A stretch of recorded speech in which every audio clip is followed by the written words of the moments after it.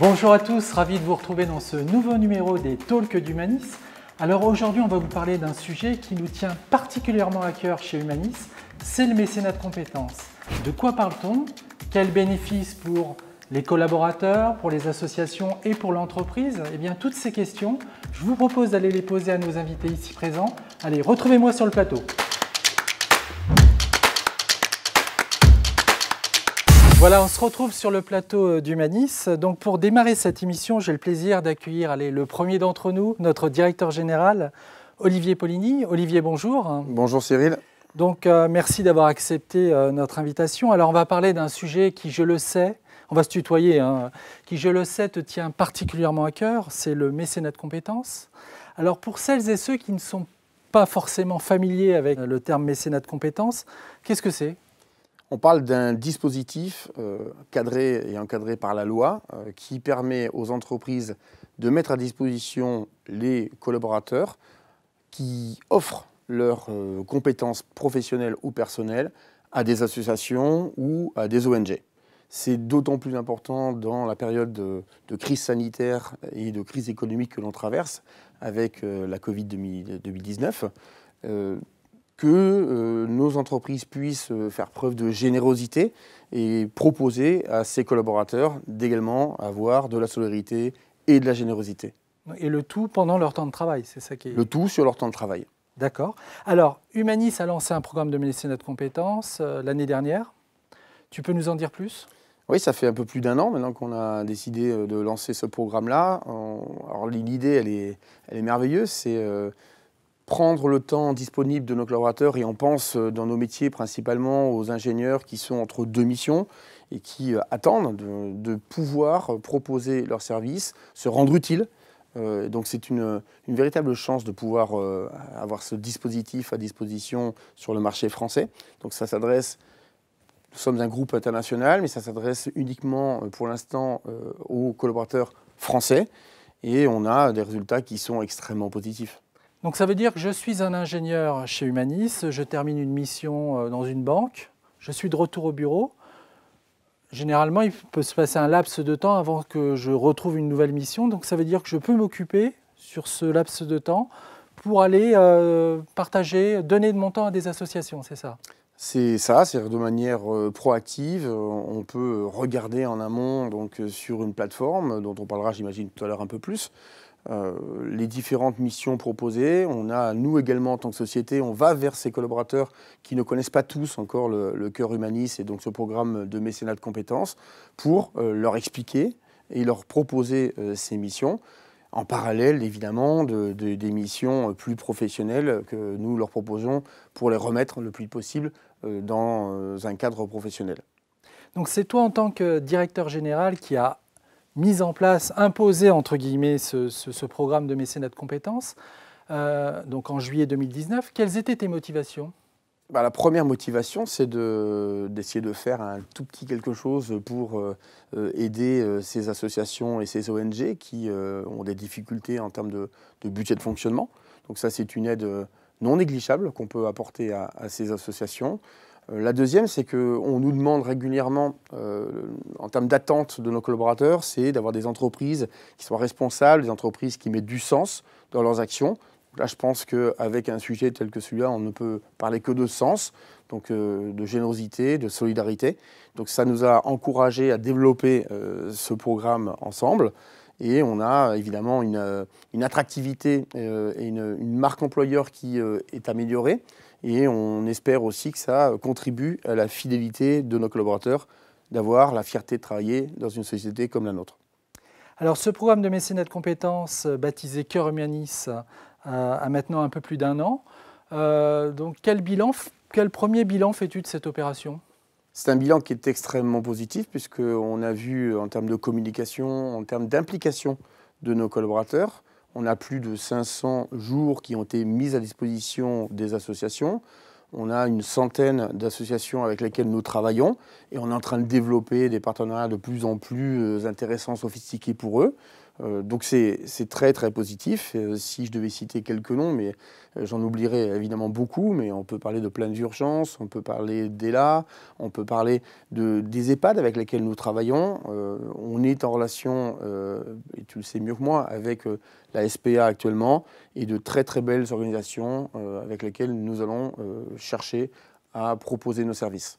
Oui, Médecins sans frontières notamment, avec lesquels il y a de gros projets qui se dessinent.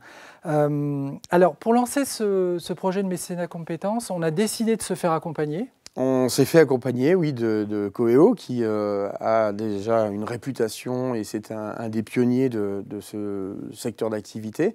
Alors l'avantage de faire appel à une société comme Coeo, c'est de ne pas réinventer la roue, de utiliser leur savoir-faire. Il y a également un certain nombre d'obligations légales sur lesquelles on ne pouvait pas se permettre de tâtonner.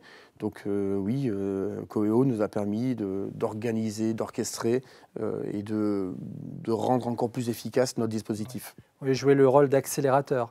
Mais justement, notre premier invité, c'est Jean-Michel Pasquier, qui est le fondateur de Coeo. Donc je te propose de l'accueillir.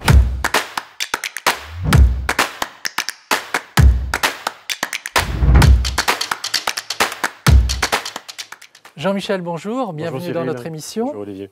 Donc Olivier vient de nous le dire, Coeo a contribué largement au déploiement du programme Cœur Humanis au sein de notre entreprise. On l'espère. Est-ce que tu peux nous en dire plus un petit peu sur votre action? Oui, alors nous on est un peu l'acteur pionnier dans ce domaine puisqu'on a été créé en 2008-2009 avec une vision et un credo en quelque sorte qui était de mettre de la RSE dans les RH et des RH dans la RSE via le mécénat de compétences. Et donc on a créé effectivement des modules d'accompagnement pour permettre aux organisations, aux entreprises, d'engager leurs collaborateurs auprès d'associations locales. Donc, très concrètement. Sachant qu'au sein de votre offre, notamment ce dont on a bénéficié, c'est la mise à disposition d'une plateforme Voilà. qui nous permet de... je te laisse expliquer. Alors en fait, on s'est aperçu assez vite, en tant qu'intermédiaire, en fait, que aller au-devant du monde associatif nécessitait un investissement homme et temps énorme, puisque le monde associatif est assez paradoxal. Il a des besoins effectivement récurrents et qui sont en plus sur une courbe exponentielle. Mais il faut l'animer, il faut être derrière, il faut effectivement leur demander sans arrêt quels sont leurs besoins, faire vraiment du push et du pull. Et donc à partir de là, on s'est dit on va créer, très tôt, en 2009, on a commencé, créer des outils numériques qui permettent aux associations de poster leurs demandes, que bien évidemment nous on modère et on valide, et également de permettre aux collaborateurs de pusher, donc de pousser leurs compétences spontanément auprès d'associations pour favoriser le côté opérationnel des choses et ensuite cadrer les missions tout au long des process de mise en place des missions. Demande d'absence au N+1, signature de la convention en ligne qui encadre chaque mission, émargement par l'association du temps de présence du collaborateur et puis bilan de fin de mission par les deux parties.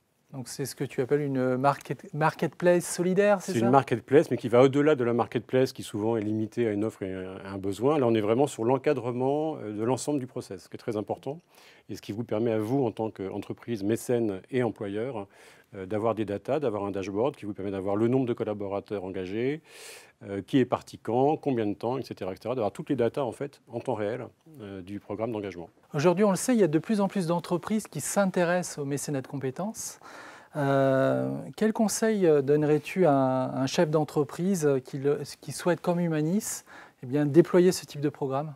Alors le conseil numéro 1, il y en a deux en fait. Le premier, c'est de partir sur le long terme. Quand on met ça en place en interne, ce n'est pas un gadget RH, ce n'est pas un gadget RSE, c'est avec une volonté de s'inscrire, je dirais, indéfiniment dans la génétique, dans l'ADN de l'entreprise. Aller accompagner des assos, ça peut être effectivement des missions très ponctuelles, mais les assos sont en attente de partenariats de long terme. Ça, ce long terme est très très important. Et puis la seconde chose, c'est d'y aller doucement, c'est-à-dire de commencer avec une volumétrie de mission, avec peu de jours, pour voir comment le taux d'adhésion se transforme en interne, et après monter en puissance doucement. Donc y aller, qui va piano va sano, et c'est comme ça qu'on avance. Olivier, tout à l'heure, parlait d'une vraie réussite au bout de 12 mois. Alors, en quoi le programme de mécénat de compétences Cœur Humanis peut-il être inspirant pour d'autres entreprises? En fait, on s'aperçoit d'un effet boule de neige. Nous, on a été créé en 2009, je le disais tout à l'heure. Donc, on a eu vraiment une zone un peu désertique entre 2009 et 2010-2011. Et les premiers exemples concrets et opérationnels qu'on a pu présenter aux autres entreprises ont effectivement incité des entreprises à se lancer. On est en France. En France, on est souvent dans l'innovation. C'est super, mais j'attends que les autres le fassent pour le faire. Et c'est souvent l'exemplarité, entre guillemets, au sens sémantique du terme, qui va entraîner d'autres acteurs. Donc on a vu effectivement qu'à partir de 2011-2012, il y avait un effet d'entraînement qui était assez intéressant. C'est pour ça que des acteurs comme vous sont très importants pour nous, parce que ça permet d'aller au-devant de d'autres organisations. Oui, sachant que l'activité ESN, j'imagine, est propice à la mise en place de mécénat de compétences. Voilà, elle est compliquée parce que l'interco est compliquée à gérer, mais elle est fabuleuse parce que ça ouvre des champs énormes. On le voit, Olivier, directeur général, porte ce projet. C'est important ? C'est vital. Si ce n'est pas porté par le management, par le top management, ça prend moins, par définition. Donc il y a un effet courroie, il y a un effet vraiment multiplicateur. Donc oui, c'est important, bien sûr. Ouais, sachant que si on prend le cas d'Humanis, le projet est incarné par Olivier, mais porté opérationnellement par, chez nous, la direction de la communication en relation avec les équipes RH. C'est ce qu'on trouve généralement dans d'autres entreprises ? Alors ça dépend des organisations. Le management, par définition, va être impliqué, le top management. Après, il peut y avoir la fondation d'entreprise, quand elle existe. Il peut y avoir la RSE, quand elle existe. Donc il y a différents acteurs, de toute façon, qui ont leur mot à dire, puisqu'on est sur une dimension RSE et RH. Et au-delà de ça, ce qui est vital, de toute façon, pour le mécénat de compétences, quel que soit le métier, quelle que soit l'organisation, c'est le middle management, c'est les N+1, c'est-à-dire impliquer et informer dès l'amont les N+1 pour leur dire on a un dispositif qu'on met à votre disposition, à vous de vous en emparer pour en communiquer auprès de vos collaborateurs. Ça, c'est aussi le rouage essentiel. Olivier, un commentaire ? On peut voir que sur la récurrence en fait, des missions, un collaborateur sur la première mission est un peu surpris, on vient le chercher, on lui propose des choses, il est curieux. Et le taux en fait, de reconduction, je ne sais pas si on peut parler de taux de reconduction dans ce cas de figure, mais ils reviennent. En fait, le collaborateur qui a donné de son temps a envie de redonner de son temps une deuxième, une troisième, une quatrième fois, voire pour certains, ils l'ont fait à titre de bénévole en dehors du cadre de travail. Parce qu'ils y ont pris goût. Donc ces aventures humaines, elles sont fabuleuses. Et je trouve que là, on associe le côté professionnel, du côté personnel, en mettant ce qu'on nous demande, beaucoup de sens. Tout à fait. Et puis on s'aperçoit que ce qu'on dit souvent aux entreprises, le meilleur vecteur de communication, c'est la machine à café. Donc c'est souvent, et avec le Covid, c'est un peu plus difficile, c'est le café virtuel. Mais c'est vrai que c'est vraiment le message qui passe entre les collaborateurs qui permet d'alimenter le degré d'engagement. Donc il faut un peu de temps au début, mais une fois que le cercle vertueux s'est mis en place, ça peut aller assez vite au niveau de la mise en place. Et c'est vrai que nous, on arrive là à 100 000 heures à peu près en 2020 en cumulé, depuis le début de l'activité, et on s'aperçoit qu'on a vraiment une courbe qui est un peu exponentielle, heureusement d'ailleurs. Heureusement pour les assos, parce que derrière, elles en bénéficient de façon concrète. Jean-Michel, merci beaucoup. Merci. Olivier, maintenant je te propose d'accueillir une association. Donc, c'est une association, les Jardins d'Alcinos, et donc elle est représentée par son fondateur, Alain Géziot.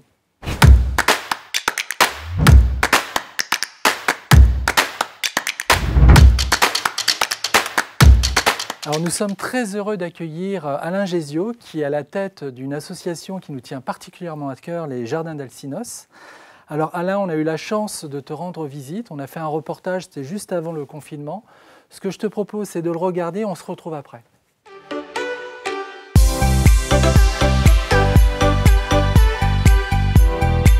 Cette épicerie solidaire, elle est ouverte à toutes les personnes qui sont dans la nécessité, qui sont envoyées par les travailleurs sociaux. Notre but, c'est que ces personnes-là viennent pour acheter des produits de qualité à bas prix, avoir aussi de la diversité, manger sainement. Il y a une corrélation très forte entre le fait de manger mieux et d'être en meilleure santé.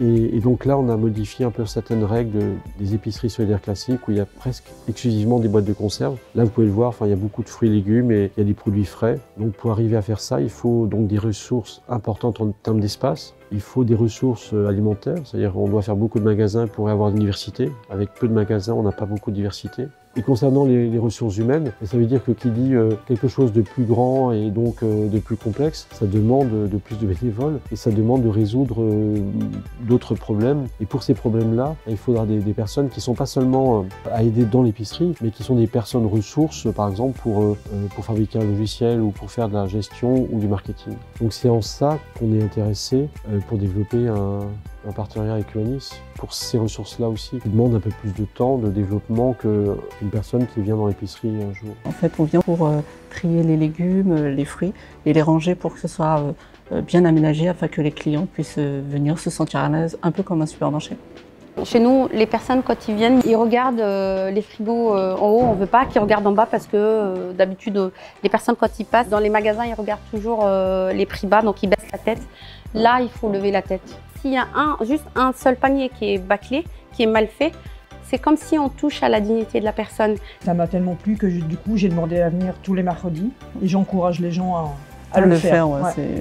Vraiment, c'est une très bonne expérience. Chaque client vient chez nous ici, c'est comme s'il est à la maison. Enfin, c'est comme s'il est chez lui. C'est pas un numéro de dossier. Si vous voyez toute la présentation, c'est le côté humain. On travaille, fait en sorte pour que ces personnes-là soient accueillies humainement déjà et dignement. Et c'est un échange humainement très très fort. Et à force, il y a des liens qui se créent avec des clients et c'est que du bonheur. Alain, merci pour ce reportage. On le voit, votre épouse Saadia joue un rôle très important dans l'animation de l'association. Oui, on peut dire que c'est la pierre angulaire du Jardin Alcinoos, de notre épicerie solidaire, parce que la part de l'accueil est importante. Il n'y a pas seulement le fait que les gens qui viennent dans une épicerie solidaire, ils ont tous exclusivement peu de moyens, que ça disons de l'étudiant jusqu'au retraité. Mais franchir le pas la première fois, c'est assez difficile. Et pour ce faire, c'est bien qu'il y ait quelqu'un qui sache les recevoir personnellement. Qu'est-ce qui différencie l'épicerie solidaire des restaurants du cœur? Alors, c'est vraiment différent parce que dans les restaurants du cœur, et là, vous avez un rôle important avec les bénévoles d'Humanis qui viennent chez nous, il y a un rapport qui est direct, je veux dire un rapport entre le client, parce que c'est des clients, c'est des gens qui viennent, et c'est très important de venir faire des achats quand on a peu de moyens plutôt que de recevoir. C'est vraiment lié au don et c'est quelque chose de fondamental. Et donc, encore une fois, le rapport de nos bénévoles avec les clients, ils se connaissent, quoi. Enfin, on tutoie souvent les bénévoles, on est content de les revoir. Et donc, c'est un lieu où on vient acheter des produits qui sont moins chers, mais on vient aussi voir des gens qui sont bienveillants envers soi. D'accord. Et puis, ce sont des produits de qualité, on l'a vu dans le reportage. Oui, on essaie toujours de nous améliorer par rapport à l'offre qu'on peut présenter. Donc Humanis vous accompagne dans le cadre du mécénat de compétences. Donc que fait-on exactement et est-ce que c'est important pour vous, j'imagine, d'avoir ce type de soutien? C'est très important d'avoir des bénévoles et d'avoir des bénévoles d'Humanis pour deux raisons essentielles. La première, c'est qu'une activité comme la nôtre, on ne peut pas avoir beaucoup de salariés parce que c'est dans la structure même du fonctionnement de l'association.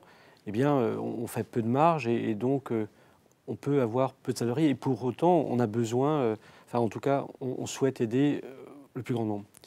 Donc pour ce faire, pour aider le plus grand nombre, il nous faut des bénévoles. Et donc ce qu'il y a de très bien avec Humanis, c'est qu'ils viennent d'un même lieu. Et puis aussi, leur formation, je ne parle pas, c'est la plupart du temps, c'est des consultants qui ont une formation d'ingénieur. Et quand bien même c'est des tâches plutôt pratiques et manuelles qu'ils ont à faire, ça se passe très bien. Donc c'est quelque chose dont on est très content et dont on a besoin pour faire ce qu'on fait, pour poursuivre notre activité. Donc concrètement, que font-ils? Ils viennent à la journée. C'est quoi la journée type d'un collaborateur Humanis au sein de l'épicerie solidaire? Alors je dirais d'abord qu'il y a deux types de personnes qui viennent d'Humanis. Il y a celui qui vient ponctuellement. Alors on va lui dire c'est quoi le programme de la journée. Et puis il y a celui qui a l'habitude de venir. Alors voilà. Et celui qui vient ponctuellement, il se fait un peu coacher on va lui dire voilà qu'est-ce qu'il doit faire. Donc en général, on prépare l'épicerie. Et pour préparer l'épicerie, ça veut dire on prend des produits alimentaires, on les met dans les rayons. Dans les rayons, etc. Et puis après, ça c'est la première partie, c'est le matin. Après, il y a le déjeuner. Et puis la deuxième partie, c'est l'accueil des clients. D'accord. Et puis, il y a une troisième partie parfois où on va tout remettre en stock. Et alors, il y a beaucoup de collaborateurs qui sont intervenus? Oui, il y en a près de 50. D'accord. Et dans ces 50-là, donc il y a ceux qui viennent, je veux dire, une fois, ponctuellement, et d'autres qui viennent très régulièrement. Et donc certains, on pourrait dire, je crois, qu'ils font partie maintenant un peu de nos structures, quoi. De la famille. Oui. Alors, il y a aussi d'autres projets, parce que ce que vous ne savez pas, c'est qu'Alain a de multiples projets, et notamment des projets informatiques. Est-ce que vous pouvez nous en dire plus? Oui, alors là, ce projet qu'on vient aujourd'hui, qui va être mis en ligne encore au moment présent, enfin, on se parle, on va dire que c'est la conjonction de deux choses. Un, du temps présent, avec la Covid, avec ce temps tout à fait particulier, et puis aussi du fait, comment dirais-je, des qualités et des compétences qu'Humanis peut nous mettre à disposition. Comme j'ai dit dans la première partie, enfin, c'est les gens qui viennent d'Humanis, ils viennent pour des travaux manuels, pour la plupart, alors que pour l'établissement, pour la réalisation de cette plateforme e-commerce pour des personnes toujours qui ont peu de moyens, là, ça a pris... les gens travaillaient sur leurs propres compétences, et ça a pris donc plusieurs mois. Voilà, donc vous avez fait appel aux compétences digitales d'Humanis pour développer un portail. L'idée, si j'ai bien compris, c'est de permettre notamment à des personnes âgées, des personnes peut-être qui ont des problèmes de mobilité, de pouvoir commander à distance des produits et de se les faire livrer, c'est ça? Ou de les pré-réserver? Oui, pour l'instant, ce serait surtout pour le drive. En fait, il faut revenir avec l'idée qu'aujourd'hui, encore une fois, avec la Covid, c'est très difficile pour les commerçants et principalement pour les petites structures de mettre les moyens qu'il faut pour sécuriser les lieux, pour que les gens, qu'il n'y ait pas tellement de contact. Donc le drive, c'est quelque chose de tout à fait adapté au moment. Et donc nous, on s'adresse à tout public qui est en difficulté. Donc ça va des étudiants, donc sur un campus, ou donc avec un drive, jusqu'aux seniors avec peu de mobilité. Et donc cette solution permet de le faire. Mais elle a aussi émergé parce qu'on a pu travailler avec vous dans un premier temps sur des bénévoles qui sont venus dans l'épicerie. Là, on a des associations qui regardent cette émission, qui ne connaissent pas tout le mécénat de compétences. Nous, on le découvre chaque jour. Quel conseil aimeriez-vous donner à une association qui souhaiterait faire appel au mécénat de compétences? La première, c'est de savoir ce dont ils ont vraiment besoin. Parce que quand on prend quelqu'un, même s'il est très compétent, mais quand il vient quelque part et s'il ne sait pas ce qu'il a à faire, c'est quand même difficile et puis il peut s'ennuyer. Alors, quand on sait ce qu'on a vraiment à faire, ce que j'ai vraiment remarqué par rapport aux personnes qui venaient dans le mécénat de compétences, à l'inverse d'autres personnes où la motivation était moindre, c'est de définir, on va dire, sa mission, qu'elle soit ponctuelle ou qu'elle soit sur une période plus longue. Et puis dans cette mission-là, de trouver, on va dire, des moments de plaisir et qu'elle trouve ça plutôt agréable. Mais il faut définir la mission et puis après voir, je pense, quelles sont les personnes qui cadrent le mieux avec ce type de mission. Olivier, j'imagine que c'est une fierté pour Humanis de pouvoir accompagner l'épicerie solidaire. Ce genre de projet, d'association, d'échange, en fait, font on est évidemment très fiers d'avoir monté ce mécénat et Cœur Humanis. Donc ça fait chaud au cœur d'entendre tout ce que vient de dire Alain. On retrouve en fait au travers tout ce que tu as pu exprimer, l'ADN d'Humanis avec ses valeurs, une notion de responsabilité, de respect, d'excellence, et aussi de convivialité, parce que dans ce que j'ai pu entendre, c'est l'accueil du client, parce que ça reste un client même s'il ne paye pas cher, effectivement, et l'accueillir avec dignité, avec beaucoup de bienveillance, me fait aussi chaud au cœur de savoir que nos collaborateurs ont cette capacité, ce dont je ne doute pas une seconde, de donner leur temps, d'accueillir, d'être bienveillants pour ce type d'association.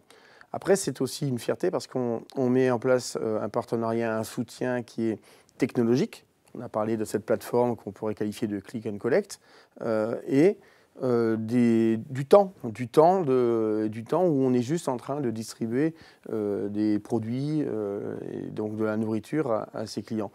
Et donc ça, oui, ça fait chaud au cœur. Et peut-être le dernier point que je voulais relever, c'est que, et vous pouvez en être vous très fiers, c'est que 50 collaborateurs qui passent au sein de votre association, c'est du bouche à oreille en interne, ça se passe à la machine à café, et les uns et les autres expliquent que cette association, elle sait ce qu'elle veut. Et elle sait accueillir, et on se sent bien chez vous. Et donc c'est aussi pour ça que vous avez autant de succès chez Humanis. Oui, puis c'est une relation riche en émotions, parce que j'ai envie de citer quand même cette anecdote, Alain, parce que pour nous c'est assez rare. Hein. Olivier, tu te rappelles, un jour on a eu la visite de l'association avec des gâteaux pour remercier nos collaborateurs. Je crois que vous étiez particulièrement satisfait de la qualité de nos collaborateurs. Et pour nous, c'est quelque chose d'extrêmement inhabituel et touchant. Et ça nous donne d'autant plus envie de nous investir pour votre cause, pour votre association. Pour terminer, peut-être un message aux associations, parce que toutes ne connaissent pas le mécénat de compétences, ne font pas appel au mécénat de compétences. Donc quel conseil donneriez-vous à une association qui souhaiterait se dire « Tiens, mais là, il y a peut-être quelque chose, on peut peut-être nous aider ». Alors comment lancer ce type de projet, mécénat de compétences? La première chose est probablement de définir au mieux ses besoins et peut-être aussi les attentes en termes de, pas de personnalité, mais en tout cas, voir chez vous les personnes, mais il y a un portail pour ça, les personnes qui sont intéressées par quel type de projet. Et je crois que c'est vraiment un pari gagnant-gagnant pour une grande société comme pour l'association et pour les personnes. Il y a une chose aussi qui est assez drôle, c'est qu'il y a des personnes qui se rencontrent. Hein, quand on commence à avoir 50 ou plus de bénévoles, il y a des personnes qui se sont d'abord rencontrées dans notre association avant de se voir dans les bureaux d'une grande structure, puisque par définition, quand on est très important, tout le monde ne peut pas se rencontrer. Et donc, il y a des répercussions qui sont vraies pour nous, enfin positives, quoi, mais qui peuvent, de mon point de vue, l'être aussi pour une grande structure qui pratique le mécénat de compétences. Puisqu'on est sur les associations, j'en profite pour rappeler que pour pouvoir faire appel au mécénat de compétences, une association doit être reconnue d'intérêt général. Alain, merci beaucoup. Merci pour ta générosité, ton engagement. On est très fiers de pouvoir accompagner ton association au quotidien et on espère que ça durera longtemps. Olivier, maintenant je te propose d'accueillir 2 collaborateurs qui donnent de leur temps à Cœur Humanis.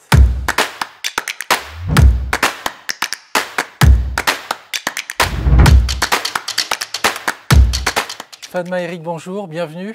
Bonjour. Bon, on est un petit peu en famille, là on porte tous les couleurs Humanis. Donc vous avez entendu, Alain Géziot est particulièrement enthousiaste. Hein, pour lui, le fait d'avoir ce soutien d'Humanis, c'est un vrai plus. Alors maintenant, la question qu'on se pose, c'est quid des collaborateurs? Qu'est-ce que ça vous apporte de réaliser des missions Cœur Humanis? Alors on va commencer par Fadma. Donc Fadma, pour celles et ceux qui ne te connaissent pas, est-ce que tu peux te présenter? Tu fais quoi chez Humanis exactement? Moi, je suis chef de projet senior. Ça fait 3 ans que je travaille chez Humanis. Je mets en place les projets informatiques chez les clients. D'accord. Et alors, donc tu as réalisé plusieurs missions Cœur Humanis. Tu peux nous dire lesquelles? Oui, donc j'ai été chez les jardins d'Alcinos et la maison de parents. J'ai été plusieurs fois aider Alain et Sadia dans le cadre de la mise en place de l'épicerie, et j'ai aidé 2 jours à la mise en place d'une carte dans la maison de parents à Suresnes. Ouais, sachant que la maison de parents, c'est une association qui est en lien avec, je crois, l'hôpital Foch, c'est ça? Oui, tout à fait. Et l'idée, c'est d'accueillir les parents d'enfants malades et de leur proposer des services. Oui, tout à fait. Et donc, tu as réalisé une carte, c'est-à-dire? Donc, pour la directrice, il fallait mettre à disposition une carte avec tout ce qu'on pouvait visiter autour de Suresnes, donc autour de... Un guide touristique. Voilà. Donc dans les 2 cas, ce ne sont pas des compétences informatiques. Pour autant, j'imagine que tu t'es senti utile auprès de ces 2... Oui, tout à fait. C'est vrai que, en plus, moi, ça m'a permis de connaître un peu Suresnes, parce que ce n'est pas mon coin. Et du coup, voilà, j'ai pas mal paluché. J'ai été à l'office du tourisme, j'ai regardé tout ce qu'on pouvait visiter. Donc j'ai mis en place cette carte pour faciliter un petit peu les allées et venues des parents qui étaient là pour une longue durée, vu leur enfant malade. Alors, si on reprend l'association d'Alain Géziot, donc l'épicerie solidaire, tu y es retourné plusieurs fois. J'imagine que c'est parce que ça te plaisait. Qu'est-ce qui te plaisait dans la mission qui t'était confiée? C'est vrai que donner de son temps, c'est vrai que c'est important. On sort un petit peu de notre quotidien parce que bon, moi je travaille dans l'IT, donc j'ai des clients, on me demande de faire tel ou tel projet que je mets en place. Et donc on a un peu ce stress effectivement sur les projets IT. Là c'est différent parce qu'on arrive, on est un peu comme en famille. Donc là, avec Sadia et Alain, on a mis en place donc l'épicerie avec la collecte des produits, mettre en place en exposition, de façon à ce que les clients se sentent un peu à la maison. Et est-ce qu'il y a des images qui te sont restées, des choses qui t'ont marqué dans cette expérience? C'est vrai que bon, les gens, ils étaient un petit peu frileux de rentrer dans cette épicerie parce que voilà, ils viennent pour acheter des produits qui sont à moindre coût. Donc il y a aussi le regard, donc ils ne se sentaient pas très à l'aise. Donc du coup, c'est bien de pouvoir les accueillir. Bonjour, est-ce que je peux vous aider? Qu'est-ce que vous voulez? Tel ou tel légume. Donc voilà, les aider à se sentir bien au sein de cette épicerie. Un sourire et tout change. Oui, effectivement, un sourire. On portait le cabas d'une dame, ou voilà, donner de son temps. Et ça te procure quelle émotion? C'est vrai que humainement, c'est très enrichissant.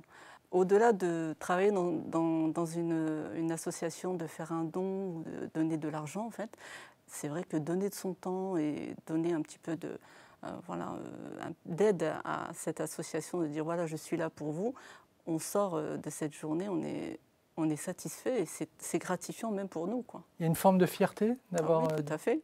de se rendre utile? Oui, tout à fait. Alors c'est vrai, quand on a préparé notre entretien, tu m'as dit « Ah, je suis à côté d'Olivier Poulini, je vais en profiter, je vais lui faire passer un message. » Donc il est là, à côté de toi. Donc qu'est-ce que tu as envie de lui dire, Olivier? En fait, je voulais vous dire merci parce que grâce au mécénat de compétences, ça m'a permis en fait d'aller de l'avant, d'aller vers les sociétés, vers les associations. Et c'est vrai que j'aurais peut-être pas fait ça de moi-même. Donc je voulais vous dire merci parce que c'est aussi regarder dans d'autres ESN, on n'a pas forcément la même chose, donc ça peut être vraiment un petit plus pour intégrer Humanis par exemple. Ouais, tu en as discuté avec peut-être des collègues qui sont d'autres ESN, oui, qui ne proposent pas forcément, je pense qu'on fait partie des rares ESN à proposer ce type de mission. Oui. Et c'est vrai que les autres collaborateurs d'autres sociétés sont très envieux. Olivier, qu'est-ce que tu as envie de dire à Fatma? Je dirais merci de nous remercier, et puis ça conforte en fait l'image qu'on peut avoir et le bienfait de ce programme Cœur Humanis, qui a un impact, j'en suis convaincu, sur nos collaborateurs et aussi en externe sur ceux qui pourraient nous rejoindre. Eric, merci Fatma. Merci à vous. Donc Eric, merci à toi d'être là. Donc tu es directeur de projet chez Humanis. Alors Eric, je tenais particulièrement à ce que tu sois là parce que toi, tu as développé un savoir-faire qui rencontre aujourd'hui énormément de succès auprès des associations. Est-ce que tu peux nous en dire plus? Oui, à la différence de Fatma, c'est dans le périmètre de mes compétences. C'est-à-dire que c'est un savoir-faire de chef de projet en centre de contact. Ça consiste à définir et valider avec les associations les spécifications fonctionnelles pour déterminer le dispositif adapté à mettre en œuvre pour réaliser leurs objectifs. Oui, alors là, tu rentres dans le détail, mais si on devait résumer, toi, ton savoir-faire, c'est l'animation de centres d'appel, de centres téléphoniques. Tout à fait, c'est le pilotage de projet en centre d'appel. Voilà, et en fait, on s'est rendu compte après coup qu'aujourd'hui, les associations sont très demandeuses de campagnes d'appel téléphoniques. Pourquoi faire? C'est une opportunité pour les associations, mais c'est également un besoin. C'est l'opportunité de réaliser des campagnes de télémarketing par tout mode de contact, que ce soit le téléphone, en réception ou en émission d'appel, par mail, par SMS, par chat, par réseau social. Et c'est également l'engagement d'Humanis en termes de moyens. C'est-à-dire que c'est la garantie pour les associations que les prestations de services qu'on réalise pour elles sont réalisées avec le même niveau d'exigence. On peut peut-être donner quelques exemples pour illustrer un peu toute notre valeur ajoutée. Les deux dernières campagnes que nous avons réalisées, la première pour APT, Pôle Répit Autisme, c'était une campagne d'appel avec une campagne de relance de mail et l'organisation d'un webinar auprès d'une cible de psychologues et de pédiatres pour les inciter à s'inscrire sur la plateforme Praline de l'association APT, qui met en relation des familles concernées par l'autisme et des spécialistes qui sont à même d'intervenir à domicile auprès des autistes. Donc nous, notre rôle, ça a été de contacter sur un fichier Tout à fait. de médecins, de psychologues et de pédiatres, à peu près 1000 contacts. Et de leur donner envie d'être référencés auprès de cette association. Exactement. Voilà. Et ça, c'est quelque chose que l'association ne peut pas faire seule. Elle n'a pas toujours les moyens de faire cette relance téléphonique. C'est ça. Elle peut le faire seule, mais ça nécessite beaucoup de temps. Et l'objet de ces missions pour les associations, c'est justement de dégager du temps pour leurs bénévoles, pour qu'ils se recentrent sur leur cœur de mission. Donc là, tu nous as donné l'exemple APT, d'autres missions? Oui, pour ELA, Olivier en parlait. Et là, c'est l'association de Zinedine Zidane. Exactement, c'est l'association européenne contre les leucodystrophies. Oui. On a fait une campagne d'appel, de prise de rendez-vous en visioconférence et rendez-vous physique pour l'association, pour développer leur mécénat et leur partenariat avec des grandes entreprises. C'est-à-dire que la cible, c'était uniquement des directeurs RH, des directeurs en charge du RSE au sein de grands groupes. Donc c'est comme une campagne de prospection, mais au profit d'une association. Exactement. Ça répond à un besoin pour les associations, puisque, comme je le disais, ça demande beaucoup de temps. C'est des milliers d'appels, et c'est, entre guillemets, un peu ingrat pour les bénévoles des associations de passer leur journée à émettre des appels. Nous, c'est notre métier. On est tout à fait en capacité de mettre en place des dispositifs et avec des ressources, comme Fatma, volontaires et impliqués. Tout ça, c'est gratuit pour l'association, vu que ça rentre dans le mécénat de compétences. Et nous, on met à disposition nos meilleures compétences, comme si c'était pour des clients. Hein, c'est ça ? Exactement. Et on réalise ces prestations avec le même niveau d'exigence, je le respecte, avec le même niveau d'exigence et les mêmes engagements. Olivier, c'est formidable cette offre collecte de dons, campagne d'appel. Oui, je trouve que c'est intéressant de voir en fait les différentes interventions et ce qu'a pu décrire Eric, puisqu'on est finalement dans le panel des interventions classiques d'Humanis pour ses clients. Il peut y avoir de l'intervention très ponctuelle, mais là, on parle d'organisation. Et Alain l'a dit tout à l'heure, c'est dans le cadre la difficulté pour une association, c'est de bien définir son besoin. Et là, on est proactif, c'est-à-dire qu'on arrive avec une offre packagée dans laquelle on explique qu'on peut aller faire de la recherche de dons, on peut aller faire des campagnes de remerciements, d'inscription à des webinaires ou autre chose. Donc on arrive avec du clé en main et les associations ne pensent pas toujours qu'on est capable, dans le cadre d'un mécénat de compétences, de proposer une offre aussi élaborée. Donc bravo, parce que ça fait mouche. Je pense que ça plaît en interne à nos collaborateurs. Évidemment que les associations sont très friandes de ce genre de prestations. Voilà, donc profitons-en, on a des associations qui nous regardent, peut-être ont-elles envie de lancer prochainement une campagne d'appel, que ce soit sur leurs abonnés, collecte de dons, notoriété image ou tout autre. Venez nous voir, on vous recevra déjà à bras ouverts et on verra s'il y a possibilité, dans le cadre du mécénat de compétences, d'assurer pour vous une prestation de grande qualité. Là, c'était le message aux associations. Olivier, je te propose, pour conclure, peut-être de faire passer un message à nos collaborateurs ou même à nos futurs collaborateurs. Qu'est-ce que tu as envie de leur dire ? L'occasion est trop belle. J'ai envie de leur dire que, tout comme les associations, on les encourage à venir, à être curieux sur ce programme Cœur Humanis. On a des collaborateurs qui l'ont démontré, sont impliqués, ont fait preuve de solidarité tout au long de la crise sanitaire, de la Covid. Je pense qu'avec les exemples qu'on a pu avoir aujourd'hui de nos collaborateurs qui ont vraiment cette fierté d'appartenance et puis qui ont réussi à avoir à titre personnel des satisfactions, je vous encourage tous, collaborateurs d'Humanis, à faire preuve d'un peu de générosité et d'être des représentants de ce programme Cœur Humanis. Donc vive Cœur Humanis, le message est passé. Donc Eric, Fatma, Olivier, merci beaucoup.